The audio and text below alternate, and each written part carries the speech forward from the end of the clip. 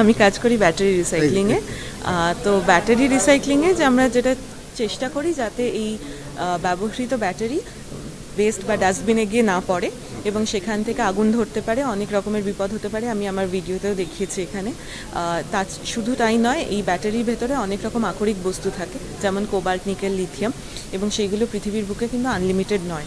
এবং আমরা যেহেতু আরও প্রচণ্ডভাবে ব্যাটারি ব্যবহার বেড়ে যাচ্ছে ইলেকট্রিক ভেহিকেলের জন্য, এইগুলি আবার আমরা যাতে আবার কালেক্ট করে রিসাইকেল করতে পারি সেটা খুব জরুরি, এবং সেইটার কারণেই ব্যাটারি রিসাইক্লিং খুব জরুরি।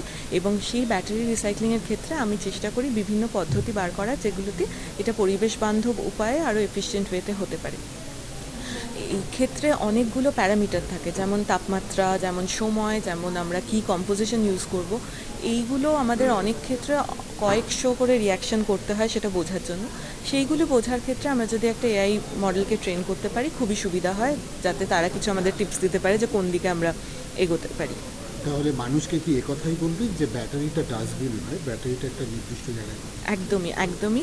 আমি যেখানে কাজ করি হিউস্টনে, আমরা অলরেডি একটা ক্যাম্পেইন লঞ্চ করেছি, be nice to your device বলে, যেখানে আমরা সবাই যাতে এটা কালেক্ট করতে পারি একটা জায়গায়, স্কুলে, চিড়িয়াখানায় বিভিন্ন রকম কালেকশন ফেসিলিটি সেট আপ করা হয়েছে, এবং আমি চাইবো কলকাতাতেও যেন সেটা হয়।